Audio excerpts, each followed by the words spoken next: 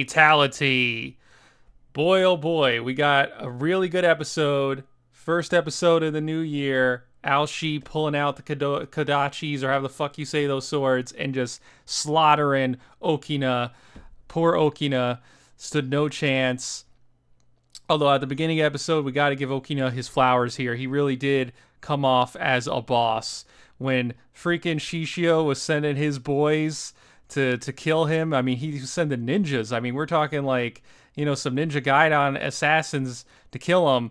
And the freaking restaurant owners who were part of the Obi-Wan group and Okina just kick their asses. And Okina wakes up, easily owns them, and tortures this dude with the candle wax and sends him back.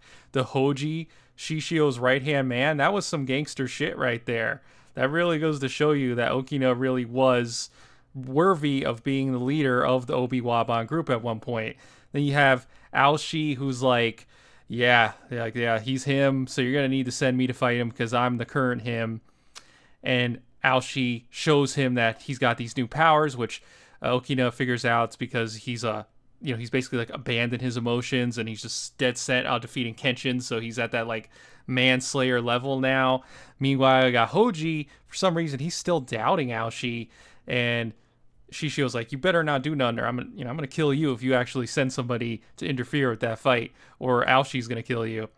And then he does the baptism scene. Now, if you remember in the original anime, this scene happened, and it's pretty much exactly the same. He gives him the whole rundown of his philosophy, survival of the fittest, Darwinism. And a normal person, they hear that philosophy, and they're like, okay, so you're saying that like only manslayers should be able to survive and run the world? That sounds kind of crazy, bro. But Hoji's like, no, this sounds amazing, because Hoji's a psycho.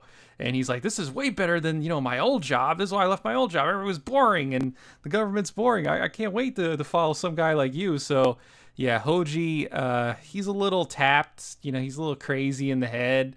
But it makes sense. I mean, he follows Shishio. And, yeah, it does also show Shishio's charisma a little bit because, yeah, I mean, I guess to be fair to Shishio, Hoji was a regular guy, and he was able to turn him into a complete psycho. But I think Hoji was always a psycho. And Sojiro comments on that, saying that, Shishio is super charismatic. But nah, I think in Sojiro's case, yeah, but Hoji is just a maniac. So then we get to the fight, and Okina holds up really, really well against Aoshi.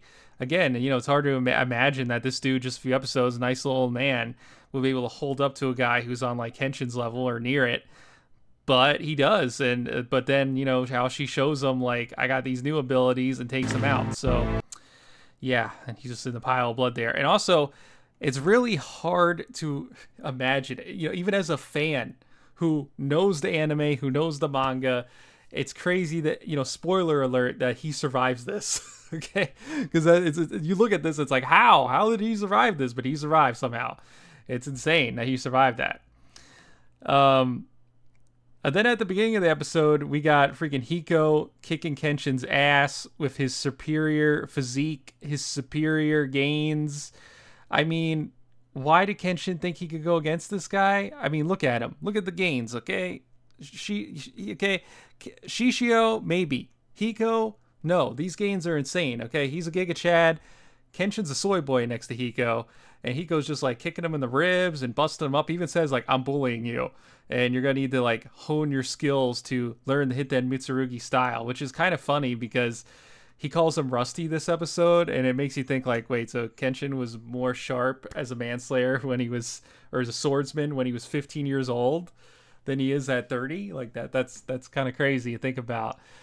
But yeah, anyways, this episode was amazing. It has everything. It has Hiko. It has also fight with Aoshi and Okina. It has drama with Masao and Aoshi.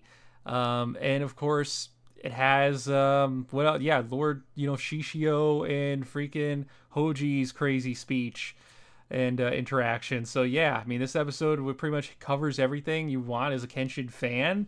I'd say 10 out of 10. The animation was also great. I still can't believe people are saying the animation in this series is bad. No, the animation here is good. If you want to see some real bad animation, go watch, freaking season 1 of Dragon Ball Super. Okay, that's some bad animation. This was amazing. But yeah, wherever you are, have a fantastic day, and peace out.